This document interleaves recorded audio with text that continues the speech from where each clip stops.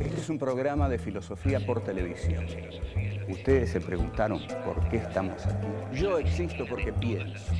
El hombre piensa. Es el lugar en el cual todos los saberes son pensados. Descartes es un héroe del pensamiento. Es difícil enfrentar las grandes Es un cuestiones. libro de Jean-Paul Sartre, Crítica de la razón de Hegel. Esta es la historia de la filosofía de Hegel. Eterno. La filosofía es la totalidad de lo real, porque piensa. La totalidad de lo real. Encuentro 11. Nietzsche. Nietzsche. Vida y voluntad de poder. ¿Cuál es el punto de partida que propone Nietzsche? ¿Cuál es el origen de los valores? ¿Quién ha creado lo bueno? ¿Qué relación existe entre el pensamiento de Nietzsche y la tardía unificación de Alemania?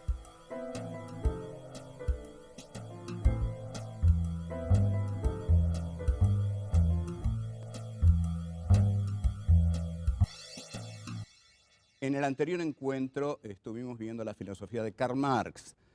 El pensador que vamos a abordar ahora es un pensador, ante todo, digamos, que bigote no le faltaba. Como ustedes pueden verlo, acá el querido loco de Turín, se le dice así porque ahí enloqueció y realmente llevó una vida de muchos sufrimientos. Paso a hablar un poco de la enfermedad de Nietzsche, porque me estoy dispersando, pero no importa, es un dispersa interesante. Heidegger dice que de Nietzsche en última instancia lo que siempre se va a poder decir es que se trata de un filósofo que al final se volvió loco. Es decir, que si uno a veces no les cree a los filósofos que no se volvieron locos, y dice estos tipos están locos simplemente por lo que leen los libros de los filósofos, Nietzsche sí, Nietzsche hizo los deberes en ese sentido, era un filósofo loco que se volvió loco, es como una sobreabundancia. Parece que se trató de una especie de sífilis mal curada, esto no está claro. Karl Jaspers, que era médico, que escribió un notable libro sobre Nietzsche, investigó mucho su enfermedad, y no llegó a esa conclusión tan contundente, que se tratara de una sífilis mal curada. Bueno, sea sífilis mal curada o no, el caso es que a partir de 1889, 1890, Nietzsche entra ya en un cono de sombra del que no habrá de salir. Lo encuentran tocando el piano como un loco, él tocaba el piano, pretendía componer, cosa que hizo, pero insuficientemente, sobre todo al lado de Wagner, al cual él en un momento admiró mucho, y está 10 años loco hasta que muere en 1900. Nace en 1844, que es exactamente en la época en que Marx escribe sus manuscritos económico-filosóficos, y muere en 1900. Durante esos años dejó una marca indeleble y justamente se une a Marx en una actitud acerca de partir de una base que podríamos llamar material.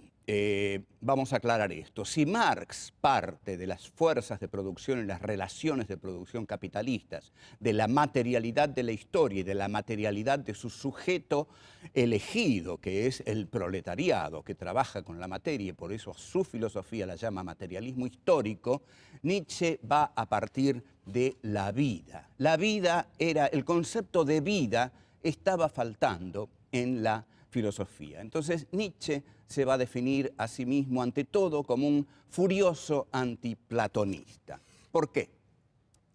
Porque toda la filosofía de Platón consiste en realidad en dos puntos esenciales. Hay un mundo sensible y hay un mundo suprasensible. El mundo sensible es el mundo en el que habitan los hombres, y el mundo suprasensible es el mundo en el cual están las ideas que son perfectas en sí. Las ideas fundamentales del mundo platónico son las ideas de la verdad, lo bello y lo bueno. Pero están en el mundo suprasensible. Ese es el mundo en el cual Platón instaura sus valores. Los valores platónicos son el bien, lo bello y la verdad. Están en el mundo suprasensible. En el mundo sensible está lo que se da en el modo de la devaluación, digamos, de la imperfección, no de la perfección eidética de lo bueno, lo bello y la verdad. Lo que va a hacer Nietzsche es justamente una transvaloración de los valores, una transmutación de los valores. Va a decir no, no, no. Elimina el mundo suprasensible y basa su filosofía en lo que podríamos llamar la materialidad de la vida. En este sentido es que me interesa ligarlo a Marx, la materialidad de la vida. La vida es el concepto esencial en la filosofía de Nietzsche. Pero la vida en Nietzsche tiene sus características, que son las siguientes. La vida es devenir. La vida deviene porque la voluntad de poder es el eje dinámico de la vida. Al ser la voluntad de poder el eje dinámico de la vida deviene. Este devenir de la vida es el devenir de la voluntad de poder. ¿A dónde apunta la voluntad de poder? La voluntad de poder apunta a encarnarse en un tipo especial de hombre que Nietzsche va a describir minuciosa y obsesivamente. Un tipo especial de hombre al que Nietzsche llama el transhombre o el suprahombre o el superhombre. La palabra alemana es Übermensch y es aquel punto al que Nietzsche aspira llegar. De este modo, Nietzsche va a definir al hombre como una cuerda tendida entre la bestia y el superhombre. Y bajo esa cuerda lo que hay es un abismo. O sea, el hombre está en medio del superhombre y de la bestia. El hombre es un camino, un devenir hacia aquello que el hombre debe ser. Lo que el hombre debe ser es el superhombre, el Übermensch. O sea, esa cuerda tendida va de la bestia al superhombre, el hombre está en el medio y abajo un abismo. Bien, yo voy a tomar uno de los textos de Nietzsche más duros. Es decir, acá no nos vamos a andar con vueltas y vamos a tomar el más duro, el más despiadado, el más estremecedor. Es una palabra de Norberto Bobbio, que no es un brillante lector de Nietzsche, pero que no lo conoce mal y lo rechaza porque dice que hay muchos de sus textos que le resultan demasiado estremecedores. También se define a Nietzsche como alguien que piensa a martillazos, es decir, que piensa con ideas duras, frases duras, y esto es lo que Nietzsche llama pensar a martillazos. Vamos a ver en el comienzo del Anticristo, por ejemplo, cuando Nietzsche elige la guerra en lugar de la paz, cuando Nietzsche elige el odio en lugar del amor, y hasta cuando Nietzsche dice, no me importa que mueran los débiles, al contrario, hay que ayudarlos a morir. Texto que sí, es estremecedor, porque para muchos está ahí el germen de la eutanasia nacionalsocialista.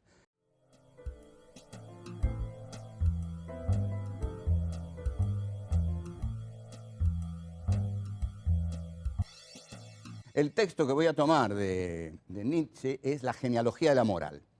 La genealogía de la moral es un texto, por supuesto, que trata de los valores morales, que es algo que pareciera como que todos tenemos resuelto, que todos sabemos qué es la moral. Pero Nietzsche va a pensar por moral algo bastante distinto a lo que eso que él llama la burguesía, los lectores de periódicos, esa gente común que odiaba el alemán cotidiano, odiado furibundamente por Nietzsche, el incapaz de llegar a los extremos, el incapaz de arriesgarse, el incapaz de acercarse a la locura, a lo dionisíaco, ya vamos a ver qué es esto, ese hombre totalmente apolíneo, es decir, totalmente racional, totalmente diseñado, totalmente trazado por la sociedad burguesa a la que pertenece, es el hombre del cual Nietzsche va a abominar. Ese hombre no es el que va precisamente a encarnar la moral que Nietzsche va a diseñar en su libro La genealogía de la moral. La palabra genealogía funciona aquí como en tanto búsqueda de los orígenes, ¿no? La genealogía es ir en búsqueda de los orígenes. ¿Qué sería entonces una genealogía de la moral? Una genealogía de la moral es ir en búsqueda de los orígenes de la moral. ¿Cómo nacieron las palabras que dan estructura al pensamiento moral de la sociedad burguesa del siglo XIX, que es la de Nietzsche? Bueno, eso es ir precisamente en búsqueda de las fuentes. En esa búsqueda de las fuentes, Nietzsche cuenta, en el preciso inicio de este libro, Nietzsche cuenta que a los 13 años se preguntó por el problema del mal. Es una buena edad para preguntarse por el problema del mal, y en cualquier otra edad que usted o yo nos preguntemos por el problema del mal, no lo vamos a poder solucionar, el problema del mal. Lo único que sabemos es que el mal está en todas partes y hasta diríamos que es el protagonista de la historia, pero el origen del mal es realmente difícil de decidir, aún apelando a los relatos de la Biblia, ¿no?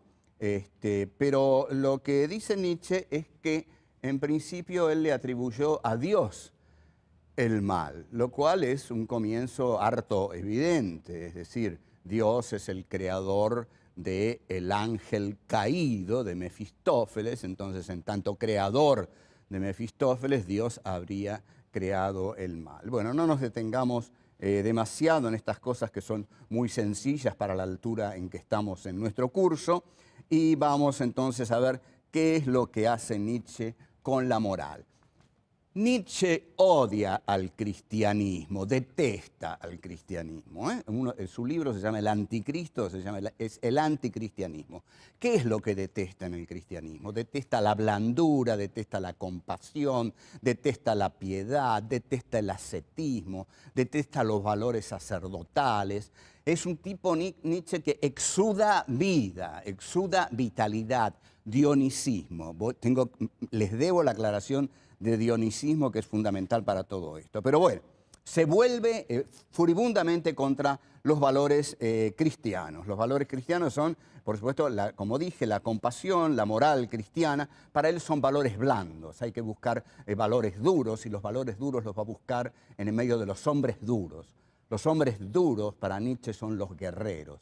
Los guerreros también van a ser los aristócratas. Entonces, Nietzsche viene en busca de la posibilidad, que cree muy cierta, de instaurar otros valores basados en otros principios. Los valores que viene a instaurar, primero, ante todo, va a buscar su genealogía, va a buscar el origen de esos valores.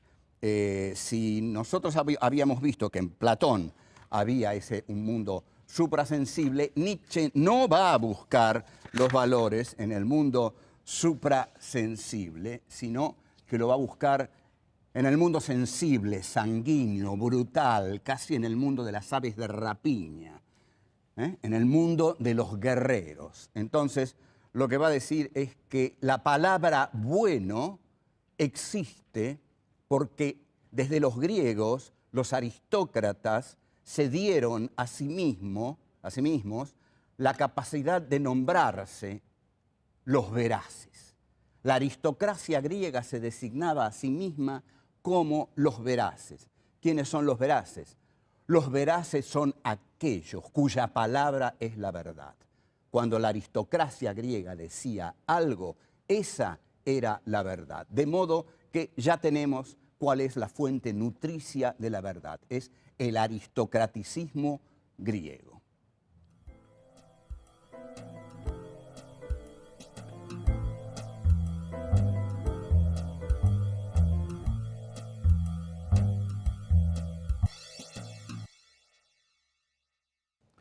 Este concepto de aristocracia que menciona Nietzsche hay que entenderlo cuidadosamente.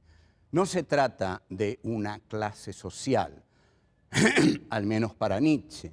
Para Nietzsche se trata de una clase espiritual o en todo caso de un elemento filosófico espiritual.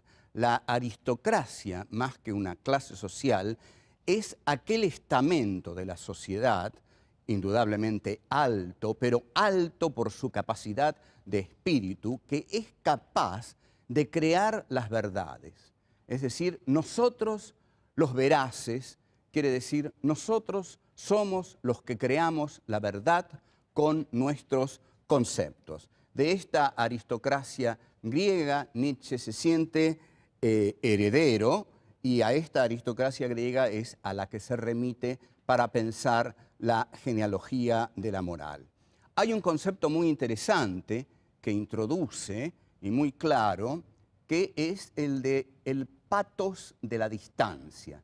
Nosotros habíamos visto en Marx el patos de la indignación. Son dos patos totalmente distintos. Si Marx exigía la pasión de la indignación, si Marx exigía que nos indignáramos ante la injusticia, lo que Nietzsche pide de sus aristócratas es que se indignen en tanto desdén de lo bajo, de lo vulgar, de lo plebeyo, ¿no? El patos de la distancia es esa distancia que la aristocracia pone entre ella y lo plebeyo, entre ella y lo vulgar, entre ella que es capaz de dar nombre a las cosas por el solo hecho de nombrarlas, de crear las verdades por el solo hecho de enunciarlas. Entonces, esta clase espiritual, filosófica y hasta ontológica, porque crea el ser, mantiene un patos de la distancia frente a la burguesía vulgar de los lectores de periódicos del siglo XIX, que Nietzsche desdeñaba, y también contra los plebeyos, es decir, contra las clases proletarias, las clases pobres, a las que Nietzsche desdeñaba profundamente. Hay aquí el sentimiento de una clase superior que tiene el derecho de reinar sobre las clases inferiores. Tengamos en cuenta algo, aquí Nietzsche se ha alejado por completo de Dios. Nietzsche no está pensando en Dios, justamente tampoco menos está pensando en el Dios del cristianismo y menos todavía en Jesús. Los valores de la compasión, del amor al prójimo, los valores del autosacrificio, del ascetismo, son todos valores caídos, los valores blandos del cristianismo que detesta Nietzsche. Sus valores van a ser los de la dureza, los de los guerreros, sus valores van a ser los de la guerra, justamente, y vamos a ver todavía valores más despiadados que va a reclamar Nietzsche. O sea que tenemos que lo bueno entonces surge de la aristocracia y la nobleza. Lo bueno es lo que dicen los aristócratas. Lo malo es lo que dicen los que no son aristócratas, tanto los torpes burgueses, los toscos burgueses, como el oscuro mundo del plebeyaje proletario. El origen del lenguaje también se lo atribuye Nietzsche a los aristócratas, porque dice que los aristócratas, en tanto nombran a las cosas, les están dando el nombre a las cosas. O sea que ubicaría en la aristocracia griega aún incluso el origen de ese lenguaje. Bueno, estas son las etimologías de las palabras bueno y malo para Nietzsche. Bueno es lo que dicen y hacen los aristócratas, es decir, aquellos en los cuales el espíritu se ha depositado, aquellos que representan los valores más altos del espíritu humano, pero estos valores no son esencias vaporosas, esa cosa que se entiende por el alma. No, estos valores son valores carnales, valores vitales, valores de la voluntad, valores de la vida, valores del devenir de la vida, valores de la conquista, valores de la guerra, valores del coraje, etcétera, etcétera. La palabra malo va a ser para Nietzsche todo aquello que señale a los inferiores. Los inferiores son por sí mismos malos, porque justamente son inferiores, no pertenecen a la aristocracia de los guerreros, porque esta va a ser en última instancia la más clara definición de la aristocracia que va a dar Nietzsche. La aristocracia es siempre guerrera. La aristocracia va a ser lo que va a llamar más tarde el ave de rapiña y con más exactitud la bestia rubia. El vikingo, el samurái, que todo esto va a confluir, no lo quiero adelantar, pero como se estarán dando cuenta ustedes, todo esto va a confluir en el Tercer Reich, es decir, los nacionalsocialistas, toda esta era una materia prima riquísima para el Tercer Reich y efectivamente se apropiaron de ella. Uno no sabe si Nietzsche fue nazi, pero se parecía bastante.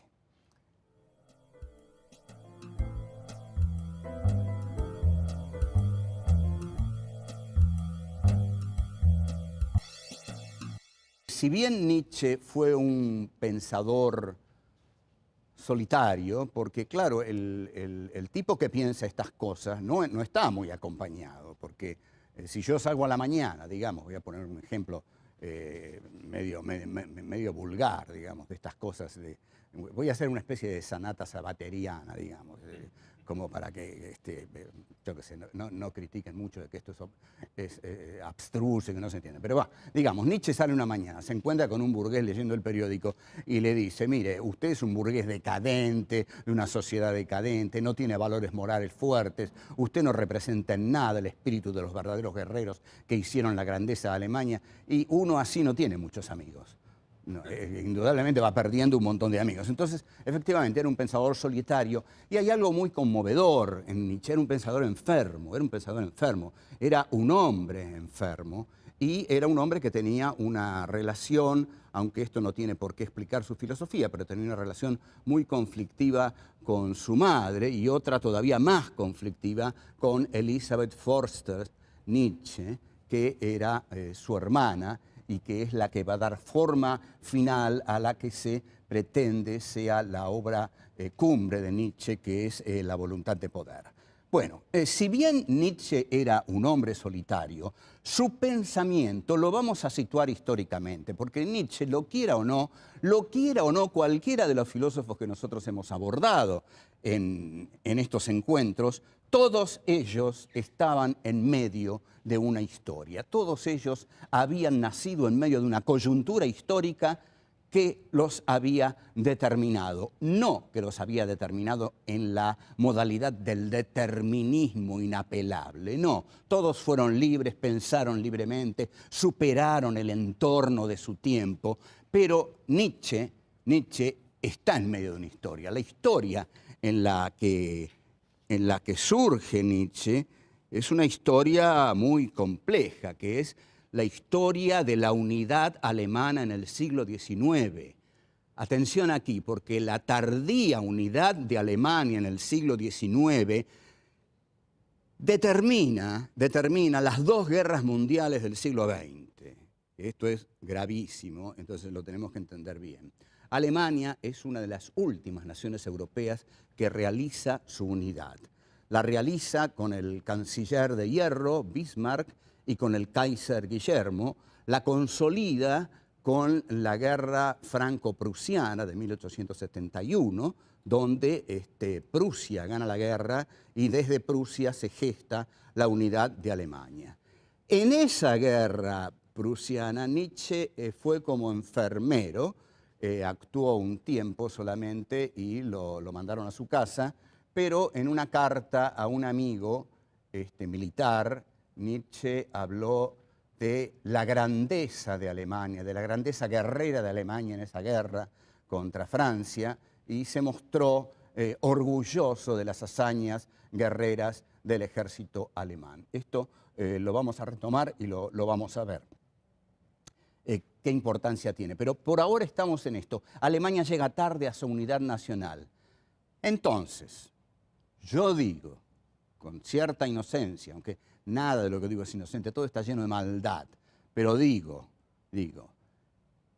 el filósofo de la voluntad de poder no tendrá algo que ver con una nación que llega tardíamente a su unidad y que cuando llega a su unidad todos los territorios ya han sido conquistados por los otros imperialismos y llega a esa unidad y tiene que rediscutir la organización que tiene el mundo y que tiene que guerrear para ampliar su espacio vital. Entonces, esa nación no necesita una voluntad guerrera, esa nación no necesita una voluntad de poder, sí, la necesita y tiene a su filósofo, Friedrich Nietzsche, que va a ser el filósofo de la voluntad de poder. Entonces, yo diría y digo que Nietzsche es el filósofo de la unidad alemana a través del concepto de la voluntad de poder que esta unidad alemana tiene que instrumentar para rediscutir el reparto imperialista del mundo.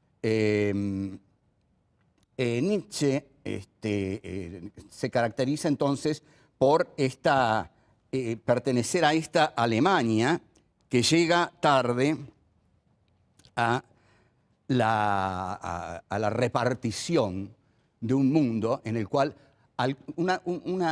digamos, una repartija que Alemania va a tener que discutir, ¿no? Y que va a discutir porque dice nosotros necesitamos más, porque nuestra voluntad de poder nos lo pide. Las diferencias con Marx, para mí, contrariamente a algunos otros teóricos que quieren acercar a Nietzsche a Marx, son decisivas. Nietzsche es un filósofo que odia al socialismo, pero ese proletariado en el que Marx cree ver por primera vez la dictadura del proletariado, al proletariado en armas, al proletariado luchando por su propia emancipación, para Nietzsche va a ser una rebelión de los esclavos, una rebelión de los plebeyos, una rebelión contra el orden natural que la burguesía debe tener, que Alemania debe tener y que la aristocracia debe cerrar, digamos. Ahora, este desacuerdo es muy profundo.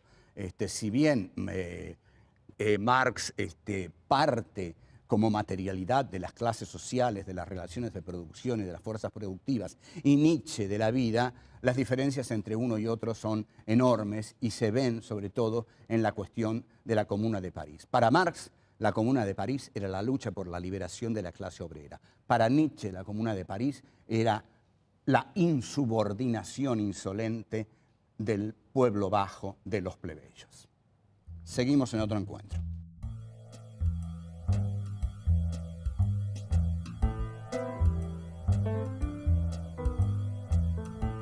¿Qué importa nuestra guerra ante la enormidad del peligro rojo? El pathos de la distancia es esa distancia que la aristocracia pone entre ella y lo plebeyo, entre ella y lo vulgar. Nosotros somos los que creamos la verdad con nuestros conceptos.